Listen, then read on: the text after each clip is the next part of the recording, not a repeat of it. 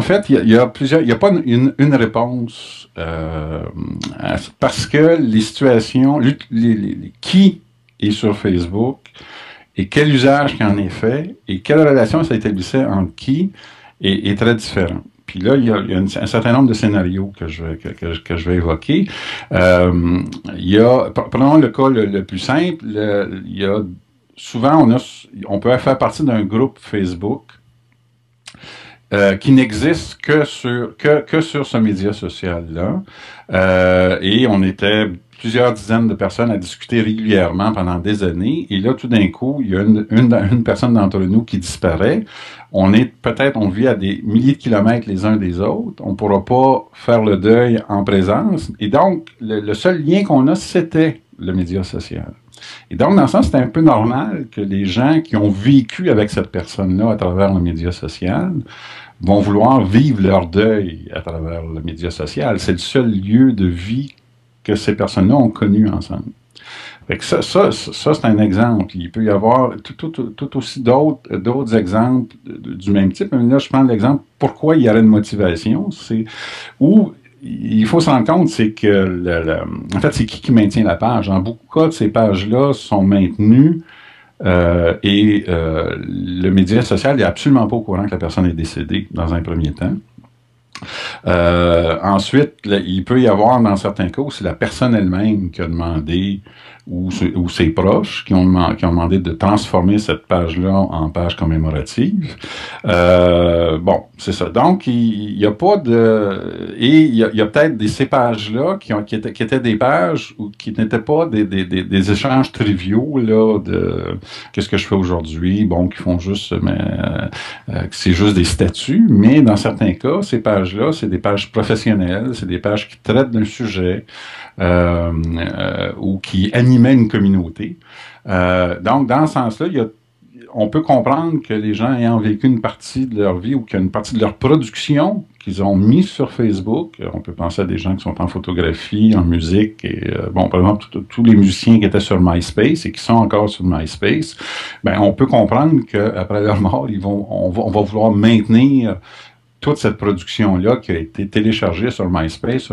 Donc, il faut se rendre compte que ce qui fait qu'on utilise va beaucoup pendant ce qu'on a fait de notre vivant des médias sociaux va beaucoup déterminer ce qui pourrait arriver par la suite. Il faut se rendre compte aussi que à cette époque-ci, dans les sociétés occidentales, il y a, comment dirais-je, une espèce de crise des rites funéraires. C'est-à-dire que il y a une laïcisation de la société, et donc on ne suit pas nécessairement les rites de nos congrégations religieuses, en quelque sorte, parce que c'était très codifié. Donc, il y a aussi une volonté d'originalité, c'est-à-dire et donc là, il y a beaucoup d'expérimentations qui se font, que ce soit dans les rites funéraires là, où les gens sont en présentiel les uns avec les autres, là. Mais de dire que bon, c'est peut-être plus facile pour beaucoup de gens de revenir se réunir auprès d'une page Facebook au moment où ça leur convient que de le faire le cimetière, qui n'est plus pour beaucoup l'espace qui était fréquenté, là, parce qu'il y avait une époque, on fréquentait les cimetières, on y retournait régulièrement, on le fait de moins en moins, même les gens sont incinérés, même les gens dispersent leurs cendres, hein, il faut se rendre compte de ça.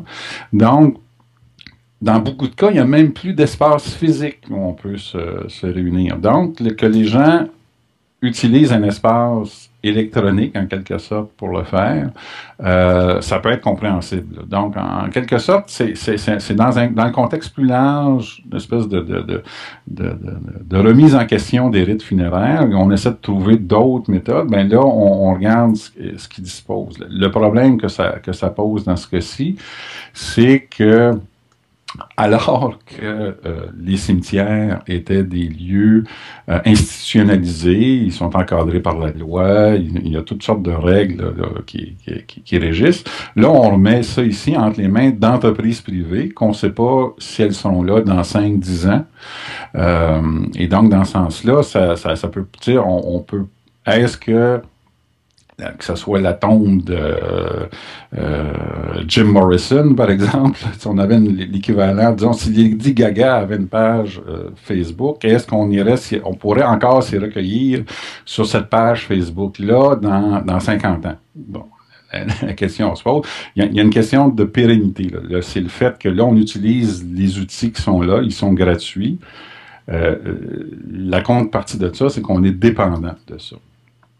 L'autre élément que ça pose comme ce sont des entreprises, est-ce que, par exemple, les entreprises de médias sociaux pourraient se permettre, sur une page commémorative, de mettre de la publicité? Par exemple, là, on a les informations sur le défunt, les personnes qui échangent sur le défunt, et dans une colonne à côté, il y a toutes sortes de publicités pour toutes sortes de produits liés à la vie du défunt ou aux commentaires de ses proches.